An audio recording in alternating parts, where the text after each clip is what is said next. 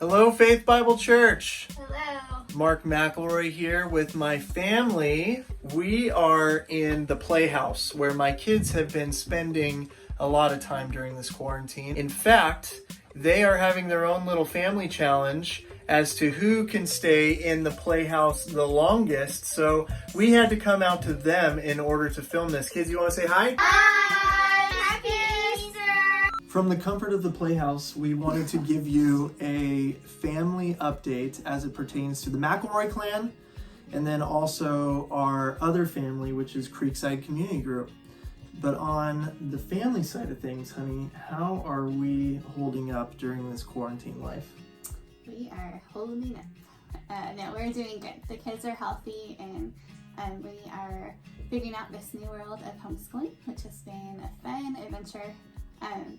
The teachers have been amazing in setting us up for success in this area, and just all the prep that has gone into this has been just amazing to watch. We've gotten to do things that we don't normally get to do because we're not home during the day, so lots of puzzles and books and reading, growing caterpillars, learning about the states, nature walks. Yeah, nature walks in the Murrieta Creek. Usually, most of the year, there's actually not water running through the creek, but right now there is plenty of it. So we've been having fun out there, skipping rocks, getting muddy. Touching tadpoles, as my 4-year-old calls it. And it's been a good place to go release some energy and maintain the ever important social distancing. That's been fun. We also did some tent camping in our backyard and reenacted Bible stories through video. Did lots of good stuff. It's a pretty unique kids time. Are gone swimming. It's crazy. You won't catch me in the pool right now, but the kids are apparently resilient. And my wife has done a great job just adjusting to all that. But on the spiritual side of things, this time of year, Easter weekend, we love bringing out a couple books. We're getting a heavy dose of R.C. Sproul right now on the family side and on the ministry side. But the two books that we often bring out this time of year, written by R.C. Sproul, are... This one's called The Prince's Poison Cup, and then The Donkey Who Carried a King.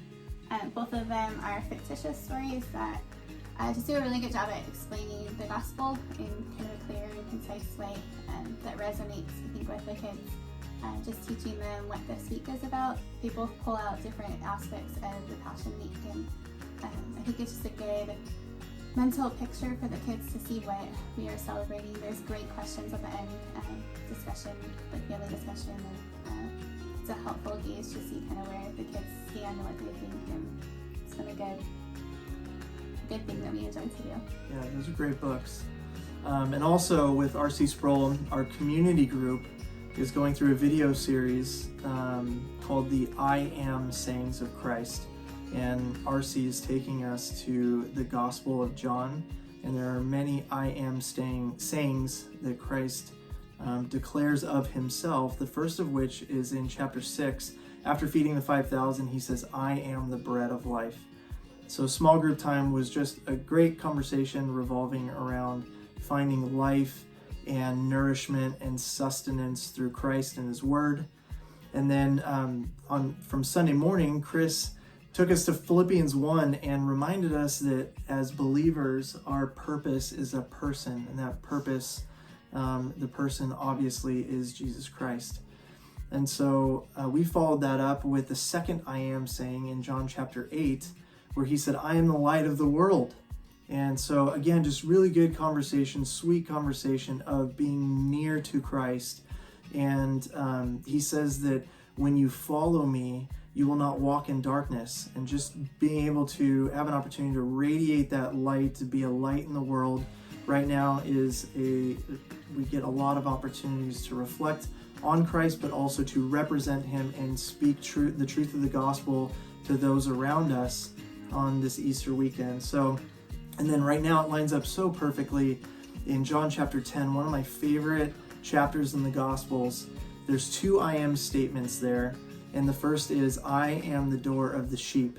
And Christ is declaring that it is only through him that you can have salvation.